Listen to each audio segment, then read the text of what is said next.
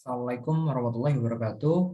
Perkenalkan kami dari kelompok 4 yang beranggotakan Ahmad Zulfan Fakhri dengan NIM 26051100073 dan saya sendiri Muhammad Randafa dengan NIM 26051100104 akan menjelaskan mengenai prinsip-prinsip dan karakteristik fikih pensyariatan.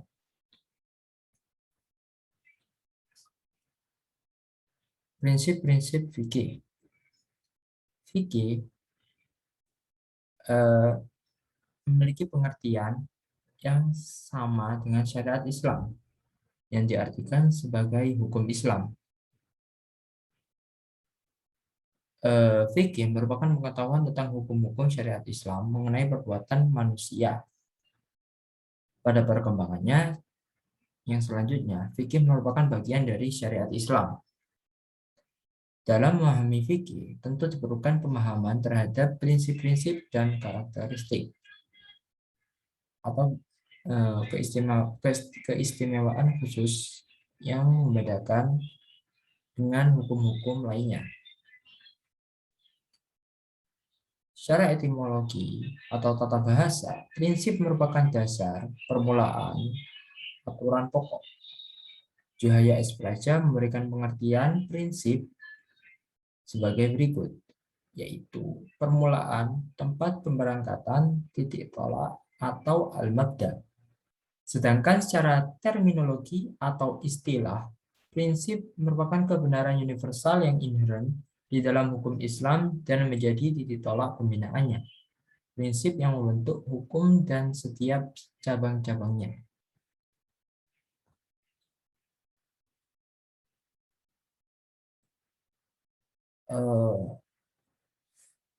Secara umum, prinsip-prinsip pokok yang menjadi landasan pensyariatan hukum Islam menjadi dua.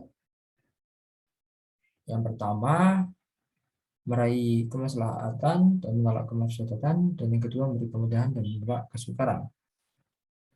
Untuk yang poin pertama, ulama mengatakan prinsip ini merupakan prinsip yang paling utama dalam pensyariatan hukum Islam, karena syariat Islam diturunkan Allah Subhanahu wa taala untuk mengatur supaya seluruh perilaku manusia berdampak pada kemaslahatan mereka di dunia maupun di akhirat. Dalam mencapai kemaslahatan itu, terdapat 3 tingkatan yang harus diperhatikan, yaitu kemaslahatan pada yang diperbolehkan atau mubah, kemaslahatan pada yang dianjurkan, sunnah, dan kemaslahatan pada yang diwajibkan atau wajib. Sedangkan kemafsadatan memiliki 2 tingkatan, yaitu makruh dan haram. Poin kedua, memberikan kemudahan dan menolak kesukaran.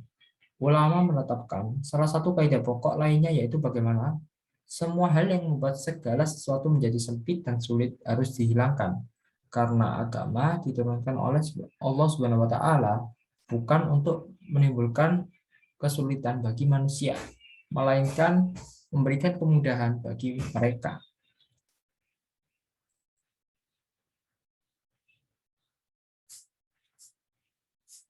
Sedangkan menurut Juhaya Espraja, prinsip-prinsip syariat Islam atau hukum Islam dibagi menjadi 7. Di antaranya, yang pertama prinsip tauhid. Prinsip ini menyatakan bahwa semua manusia ada di bawah satu ketetapan yang sama, yaitu ketetapan tauhid yang dinyatakan dalam kalimat la ilaha illallah. Tidak ada Tuhan selain Allah.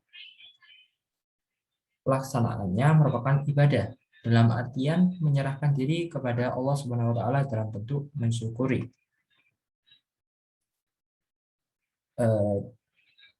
Untuk yang kedua, yaitu prinsip keadilan. Dalam prinsip ini lahir kaidah yang menyatakan bahwa Islam dapat berbuat sesuai dengan ruang dan waktu. Prinsip ini sesuai dengan tujuan dari pembentukan kaidah fikih itu sendiri. Pada prakteknya, hukum tersebut disesuaikan dengan keadaan yang ada di masyarakat. Dari teori tersebut dapat dikembangkan pernyataan Yang pertama, Allah tidak berbuat sesuatu tanpa ada hikmah dan tujuan. Perbuatan tanpa tujuan dan hikmah merupakan hal yang sia-sia. Yang kedua, segala perbuatan yang memiliki nilai subjektif sehingga dalam perbuatan baik terdapat sifat-sifat yang menjadi perbuatan baik. Sama halnya dengan perbuatan yang buruk. Sifat-sifat tersebut dapat diketahui oleh akal sehingga masalah baik dan buruk merupakan masalah akal.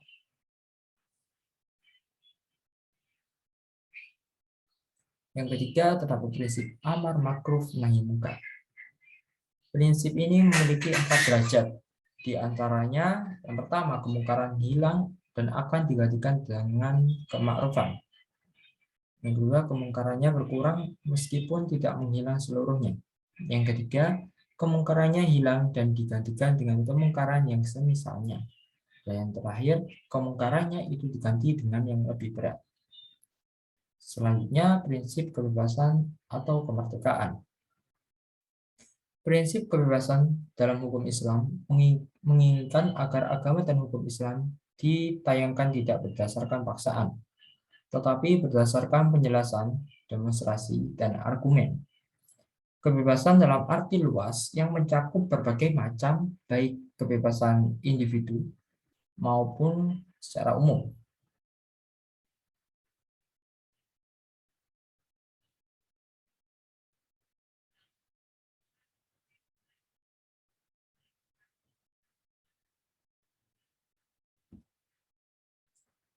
Yang kelima, prinsip persamaan atau egalit.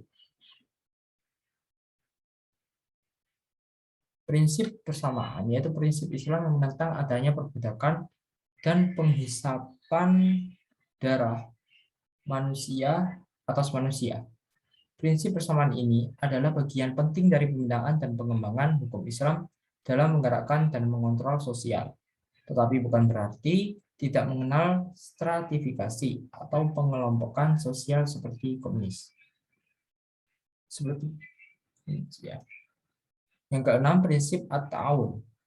Prinsip at-ta'awun memiliki makna yang saling membantu antara sesama manusia yang diarahkan sesuai dengan prinsip tauhid, terutama dalam meningkatkan kebaikan dan ketakwaan. Dan yang terakhir, prinsip toleransi atau tasama.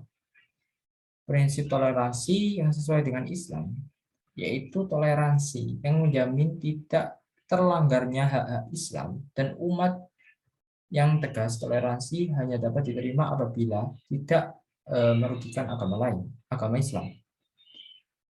Pada penerapan ketentuan Al-Quran dan Hadis, prinsip ini yang menghindari kesempitan dan kesulitan sehingga seseorang tidak memiliki alasan untuk meninggalkan syariat ketentuan hukum Islam dan lingkupnya dapat mencakup seluruh ketentuan hukum yang ada. Untuk selanjutnya tentang karakteristik fikih akan dijelaskan oleh rekan saya. Terima kasih Royhan. Selanjutnya yaitu karakteristik fikih. Fikih mempunyai karakteristik atau keistimewaan khusus dibandingkan dengan hukum yang lainnya. Di antaranya pada dasarnya, fikih adalah wahyu ilahi. Yang kedua, fikih mencakup seluruh aspek kehidupan. Yang ketiga, fikih berbicara mengenai halal dan haram. Yang keempat, fikih terkait dengan masalah akhlak dan moral. Karakteristik fikih yang pertama yaitu pada dasarnya fikih adalah wahyu ilahi. Keistimewaan fikih dibanding undang-undang buatan manusia adalah fikih bersumber dari wahyu Allah yang tersurat dalam Al-Quran dan Sunnah Nabi. Maka setiap mujtahid yang melakukan istimbat atau penggalian hukum-hukum syara selalu merujuk dan mendaratkan pada dua sumber tersebut, baik secara langsung maupun tersirat, yaitu dengan memahami ruh syariat, tujuan-tujuannya secara umum, kaidah-kaidah dan prinsip-prinsip umum. Selanjutnya karakteristik fikih yang kedua yaitu fikih mencakup seluruh aspek kehidupan. Fikih bersifat komprehensif, berarti mencakup seluruh aspek kehidupan manusia. Fikih memiliki kelebihan daripada hukum yang lain karena fikih mencakup tiga aspek, yaitu yang pertama hubungan manusia dengan Tuhannya, yang kedua manusia dengan dirinya sendiri, dan yang ketiga manusia dengan masyarakat. Oleh karena itu, Islam mengatur urusan dunia dan akhirat bersifat umum untuk seluruh umat dan kekal sampai hari kiamat. Selanjutnya, karakteristik fikih yang ketiga yaitu fikih berbicara mengenai halal dan haram.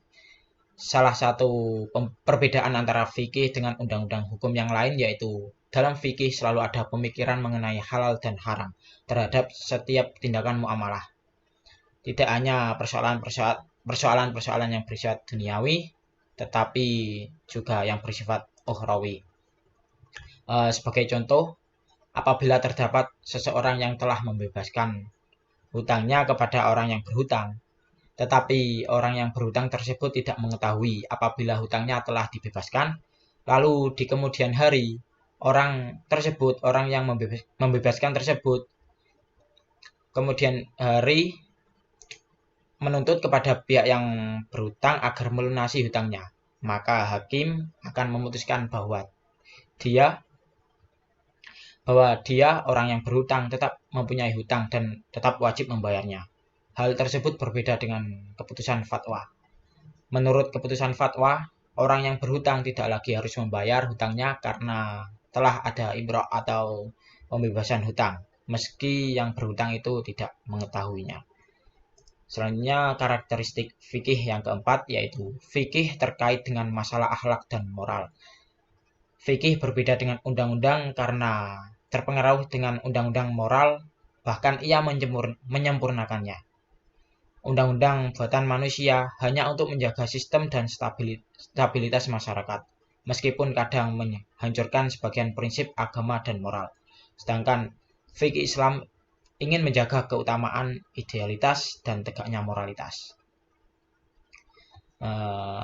Apabila agama dan akhlak saling menopang dalam kegiatan muamalah, maka kemaslahatan dari masyarakat juga akan menjadi nyata. Kebahagiaan mereka di akhirat juga akan tercapai. Dengan begitu, tujuan fikih yaitu meraih kebahagiaan di masa sekarang maupun masa yang akan datang. Kebahagiaan di dunia maupun kebahagiaan di akhirat.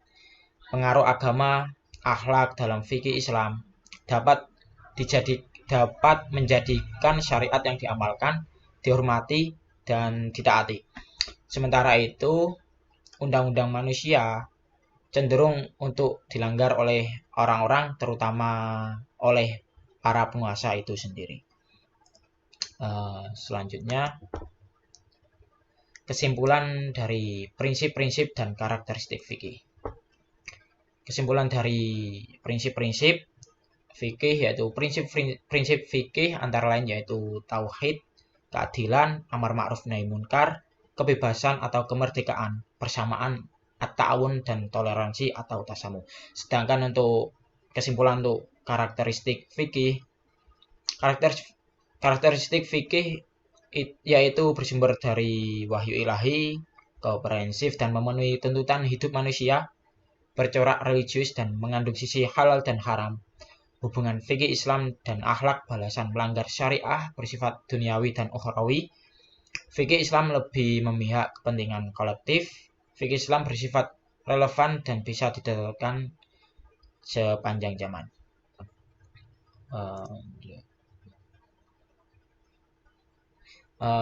Demikian pemaparan materi prinsip-prinsip dan karakteristik fikih dari kelompok 4. Saya Ahmad Julfan Fahri dan rekan saya Royhan mengucapkan terima kasih dan memohon maaf apabila pemaparan kami atau makalah kami terdapat kekeliruan. Karena di sini kami juga dalam proses belajar. Dan kami berharap pemaparan kami tadi bisa bermanfaat bagi kita semua. Wassalamualaikum warahmatullahi wabarakatuh. Selanjutnya saya serahkan kepada moderator dan mungkin ada tambahan dari Ibu Mubashirah.